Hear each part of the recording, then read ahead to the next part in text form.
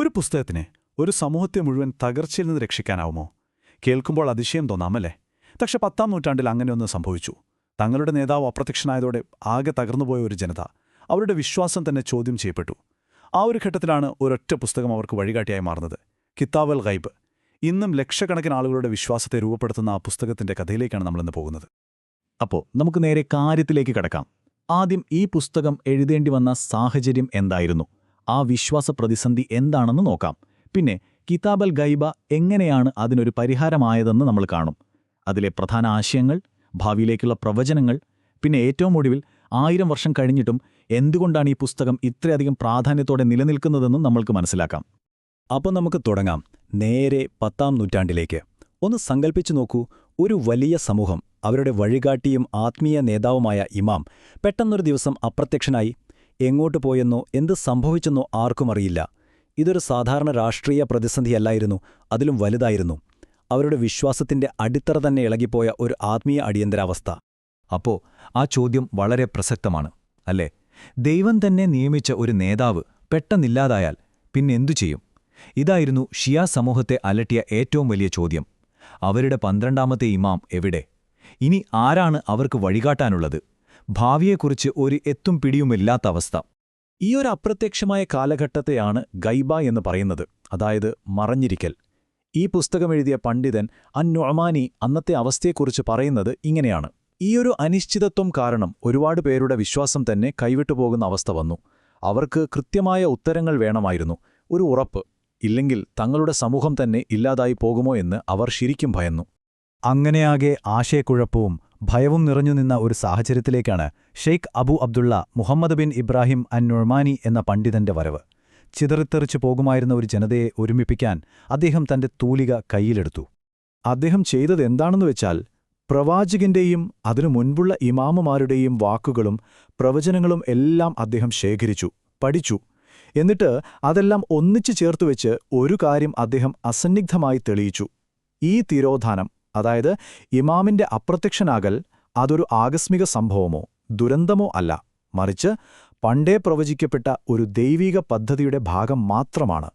അങ്ങനെ ആളുകളുടെ സംശയങ്ങൾക്കുള്ളൊരു മരുന്നായിട്ടാണ് കിതാബ് അൽ ഗൈബ എന്ന ഈ പുസ്തകം പിറവിയെടുക്കുന്നത്. അപ്പോൾ അടുത്ത ചോദ്യം ഇതാണ്: ഒരു നേതാവ് ഇല്ലാതിരിക്കുന്നത് എങ്ങനെയാണ് ഒരു സമൂഹത്തിന് നല്ലതാവുന്നത്, അല്ലെങ്കിൽ അനിവാര്യമാകുന്നത്? കേൾക്കുമ്പോൾ തന്നെ ഒരു വിരോധാഭാസം തോന്നുന്നില്ലേ? പക്ഷേ കിതാബ് അൽ ഗൈബ് ഇതിന് നൽകിയ വിശദീകരണം ശരിക്കും ശക്തമായിരുന്നു.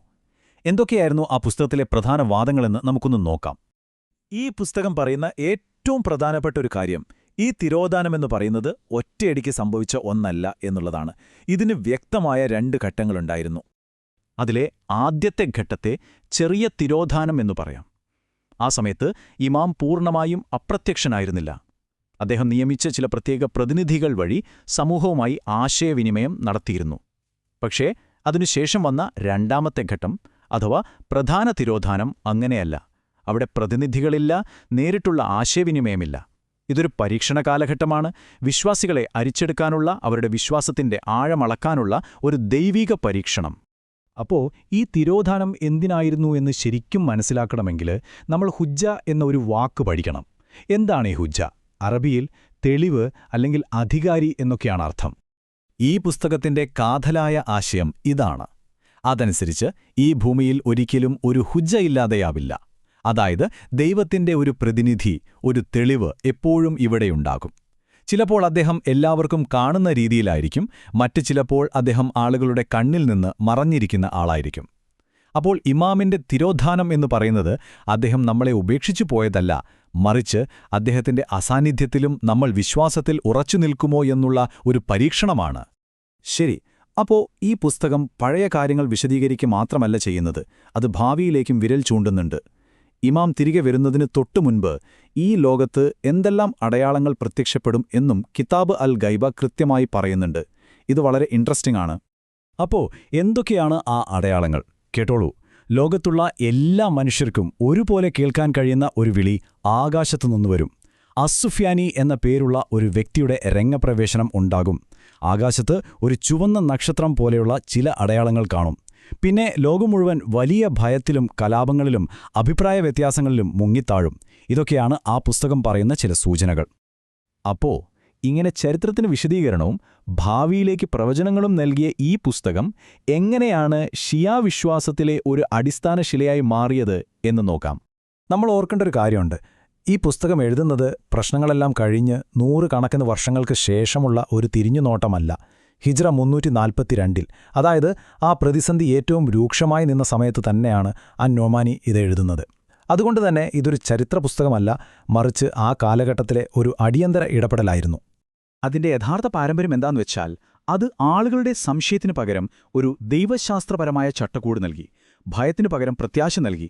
അങ്ങനെ 1000-ലധികം വർഷങ്ങളായി ഒരു വിശ്വാസ സമൂഹത്തിന്റെ നെടുന്തൂണായി ഈ പുസ്തകം മാറി. അതുകൊണ്ട് തന്നെ ഇസ്ലാമിക ചരിത്രത്തിൽ ഇതിനൊരു വലിയ സ്ഥാനമുണ്ട്. അപ്പോൾ അവസാനമായി നമുക്ക് ഈ ഒരു ചോദ്യത്തിൽ നിർത്താം. എങ്ങനെയാണ് 10ാം നൂറ്റാണ്ടിൽ എഴുതിയൊരു പുസ്തകത്തിന് ഈ 21ാം നൂറ്റാണ്ടിലും ഇത്രയധികം പ്രസക്തിയുണ്ടാകുന്നത്? കാരണം ഇതിനെ വിശ്വസിക്കുന്നവരെ സംബന്ധിച്ചിടത്തോളം ഇതൊരു പഴയ പുസ്തകമല്ല. ലക്ഷക്കണക്കിന് ആളുകൾക്ക് ഇന്നും ക്ഷമിക്കാനും വിശ്വസിക്കാനും നല്ലൊരു ഭാവിയെക്കുറിച്ച് പ്രതീക്ഷയോടെ കാത്തിരിക്കാനും ഊർജം നൽകുന്ന ഒരു സജീവ സ്രോതസ്സാണ് കിതാബ് അൽ ഗൈബ്.